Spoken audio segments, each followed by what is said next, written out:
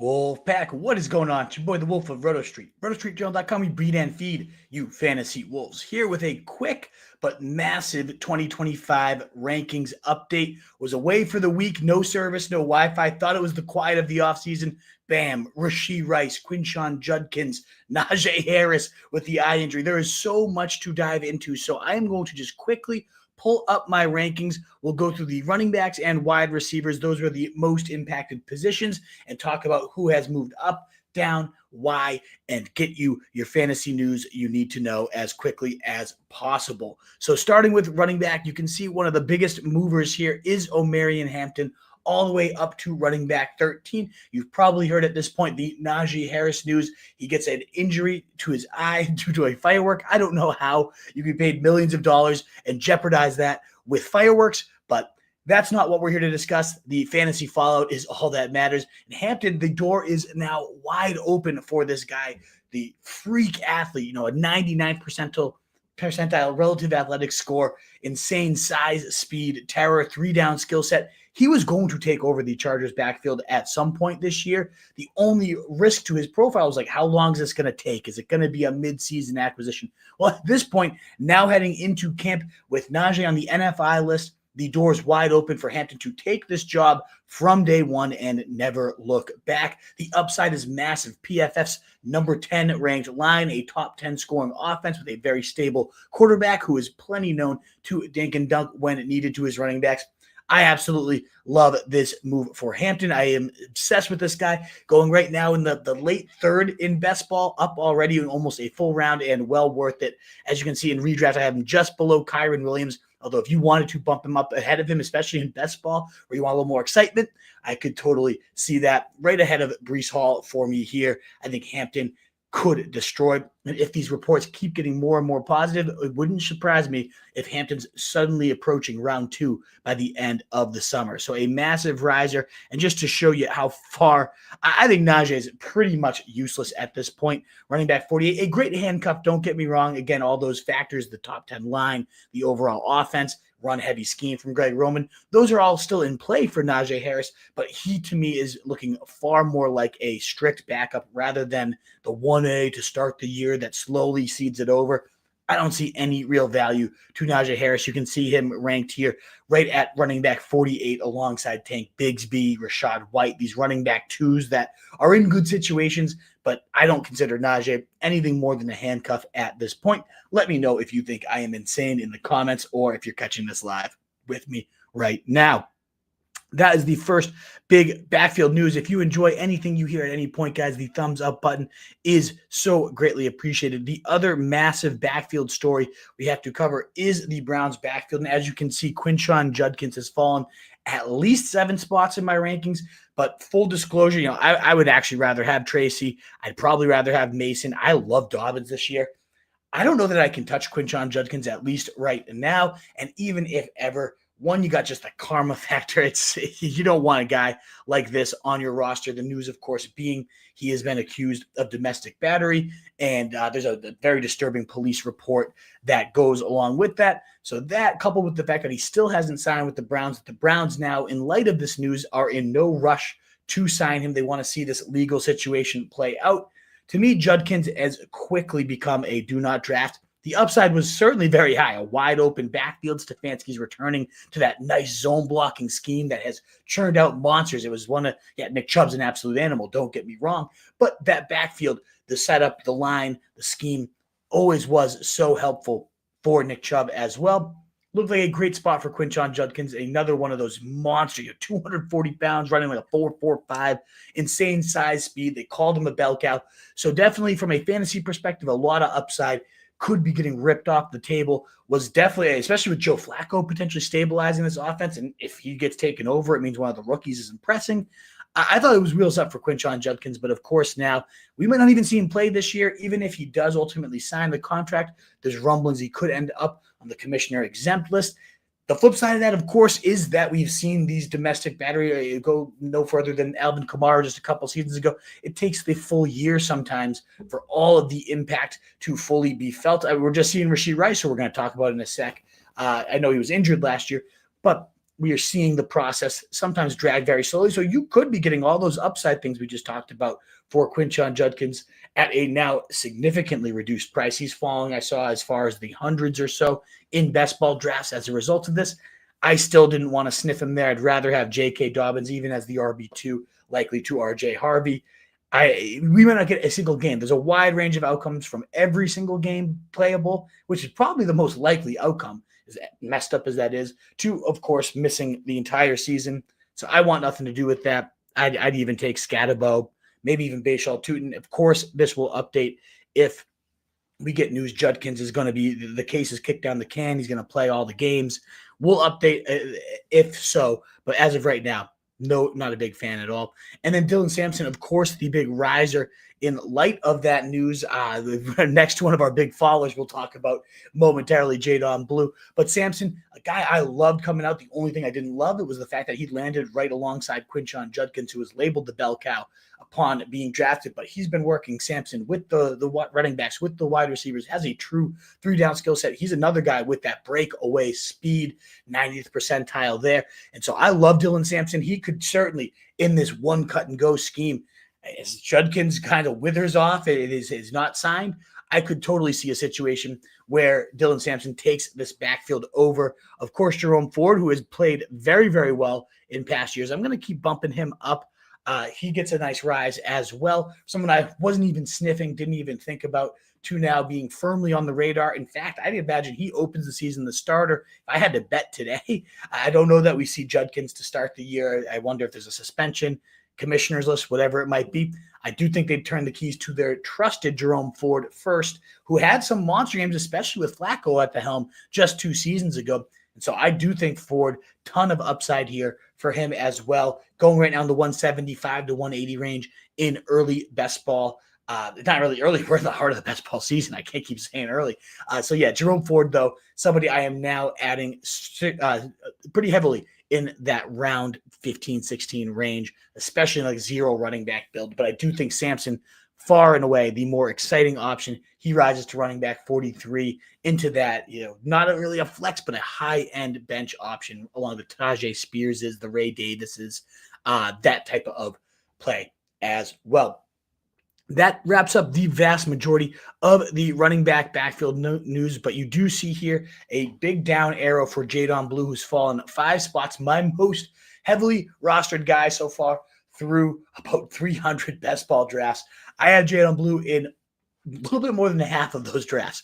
And so the latest news that he's coming off as lazy, the team is questioning his work ethic, certainly not what I wanted to hear. Granted, this is an ex-Cowboys coach, and who knows who he's tapped into, but I would not discount it by any means. You certainly didn't see any of the opposite reports of earning first-team work and thriving, and speed is really flashing, receiving skills.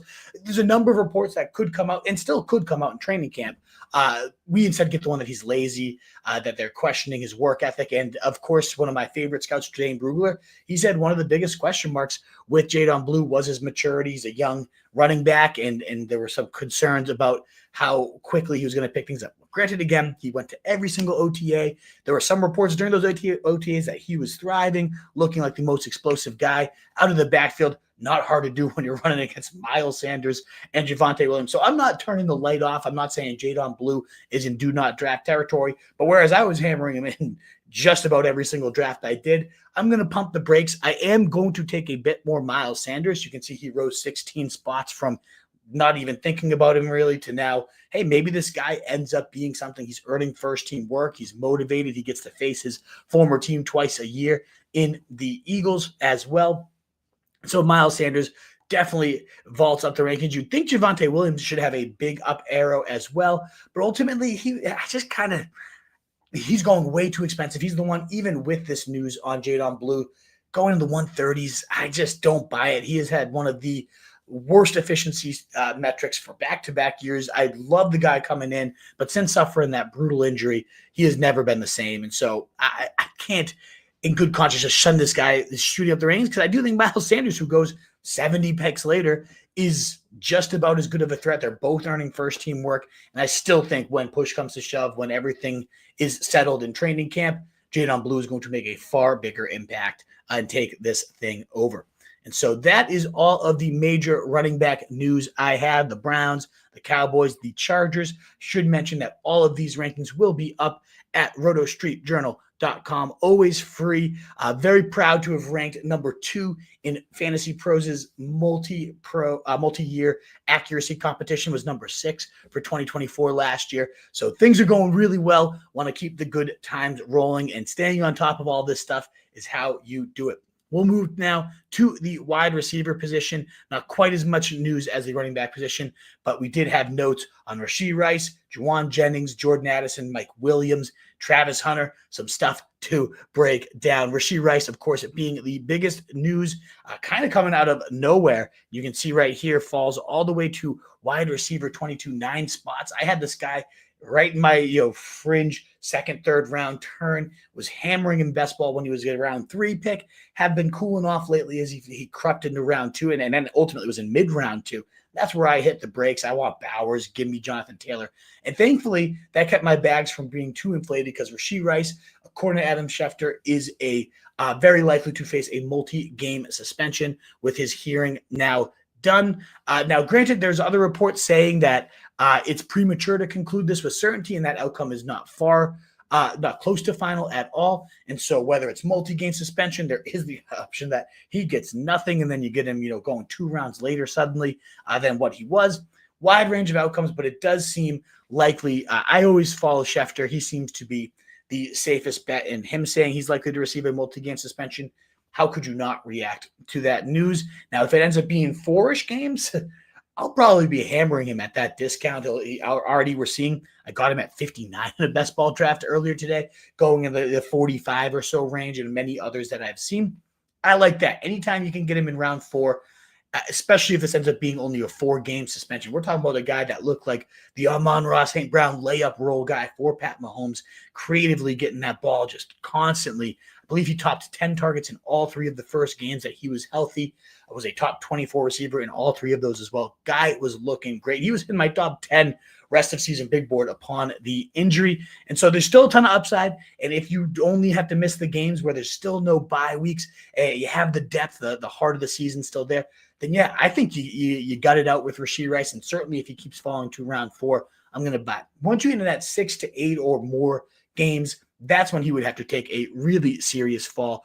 Already a pretty serious fall, though, for me. Again, going from wide receiver 13 to wide receiver 22 until we know the full news. Now, I like him more than Rashee Rice, but I would, at this point, as you can see, the kind of other fallout from that is Xavier Worthy. He's up 5 spots to wide receiver 20, because I think the new risk with Rice, especially if this suspension is longer than 4 games, is what if that opens the door for Worthy to get a more screen-friendly role? They're saying they want to expand his route tree, that he's been very active so far in OTAs, that they've been certainly going deeper to him with more regularity. And we saw him end the season an absolute banger, 20-plus fantasy points in 4 of his last 5 games. The last time out was that 35.7 eruption in the Super Bowl. And so there's a ton of upside here with Worthy, who is really starting to see that role get an uptick. I thought that was going to be halted. Rashee Rice comes right back in, is the guy, but it's looking more and more likely that Worthy's going to have a little runway. Does he end up running with it and ultimately taking over that true number 1 role? Probably not. I still, a betting man, would say it's going to be Rice, but I could see Worthy carving out more and more volume regardless of what happens with Rice and how many games this is. So he gets a nice rise up, and certainly in best ball where you don't have to predict where those spikes are, even better. By the way, if you haven't played best ball, code RSJ would get you up to $1,000 matched. I'm sure you've already done so on Underdog, but code RSJ up to $1,000 in bonus credits over there if you have not done so already, including other receiver news. That's the big cheese fall. I do think Hollywood Brown has to get bumped up a little bit. I don't know that I moved him a ton. Let me see. They must have him as Marquise Brown in here. Yeah, Marquise Brown. And so I do think, I'd rather have Rashid Shaheed.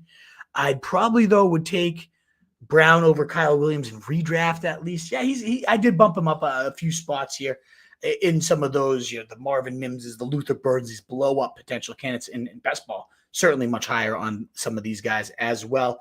I do think Marquise Brown belongs in there. And then some of the only other receiver notes, you can see Tre Harris has been bumped up a few spots.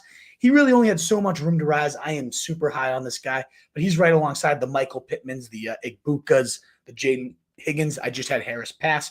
Jade Higgins, Darnell Mooney, super high on his fit. He's already tearing up Chargers training camp to the first team to open up this past weekend. Lots of exciting reports about Tre Harris. Did also bump up Orendae Gadsden, who I had in the top 25 tight ends as well. He got a nice bump up as well. Great reports about him continuing to thrive, and with Justin Herbert running with the first team offense, looking great. Both Harris and Gadsden, some rookies making noise there. The other big thing for Harris, of course, though, is Mike Williams retiring. And granted, if Harris was really the bet I thought he was, and I'd still believe him to be, he would never have had to worry about Mike Williams in the first place. But what the current news is that Mike Williams was at minimum a fallback plan, a safety net, somebody that was going to compete for that starting role, someone Justin Herbert who really, really loved. And so there might have been a little bit of a blockage to a day one role.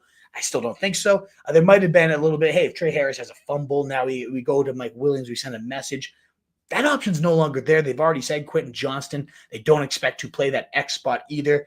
Daniel Popper, the Athletics writer, saying he does not have the toughness. It was a pretty scathing review of Quinton Johnston in that article. But ultimately, Harris seems like the path is right there. Day one starting role, Justin Herbert. I know it's not the pass-happiest offense here with Greg Roman, but they do take their deep shots, and nobody, almost like the last decade, has had a better yards per route run against man coverage than Tre Harris did in college. I love this player. I think he's going to thrive, and I think the path is even clearer now. So he gets a bump up as well. And the only other receiver news that I wanted to hit, I had Jajaun Jennings falling a spot. One, mostly because George Pickens, I just was realizing I'm too low on. I love his fit with the Cowboys as the number 2. I'm all in on Pickens, and so I had to keep bumping him up. But Jennings, the rumors are that he wants to either get a new contract or be traded. And to me, I think it's going to be a non-story. He's already said he's going to show up to camp, whether he's a hold in and doesn't practice. We'll find out. But with Ayuk on the shelf, with Debo now traded, they're going to really need third and Jawan. He is just a fan favorite. I imagine they do ultimately give him a nice little pay bump, and deservedly so. I've been very in on Jajaun Jennings. He's in my top 3 most drafted receivers. And we saw a 40-point day from this guy, and whenever one of Debo or Ayuk missed, he did operate as that clear-cut, moving the chains, getting peppered with the looks. I'm huge on Jajaun Jennings. I still am. I'm not going to react yet to this news now. If he does hold out, if it is seeming like it's going to be an issue, then sure. But this team has Super Bowl aspirations, even despite last year's down year. I can't imagine they let this linger. They don't get something done with third and Jawan. And so I am absolutely in on Jajaun Jennings still. Now, granted, I did, Ricky Pearsall. Some of these guys got bumps up in the overall rankings, but maybe not the receiver rankings. Yeah, maybe I'll take a little bit longer look at him, but he's starting the season on the PUP so far for this non-serious injury. I don't know if I'll ever trust a 49ers report on injuries after the whole Christian McCaffrey fiasco last year. But just wanted to touch upon the fact that I am not currently doing too much to my rankings for Jajaun Jennings. The only other riser I did want to hit is Travis Hunter, who I have up 4 spots. This is a bit of a twofold here, where one of it is Liam Cohen. I've been diving deeper and deeper into how he uses receivers, the screen games, both Chris Godwin and Mike Evans setting career highs in yards per route run on the Liam Cohen offense in terms of like the horizontal, the screen. Some great breakdowns by Jacob Gibbs over there in his newsletter that I've been just thinking more and more about Travis Hunter and the fact that camp reports are he's going to be a full-time receiver on offense. They're going to definitely still play him on defense, but they think he impacts the game bigger from the offensive side of things. It just wheels up to me. I think this guy's going to go nuts. He's going underdrafted. I'm going to keep hammering him. I love that he's falling right now into the mid to late 5th of best ball drafts. Going to keep going after him there and think he deserves a little nod up.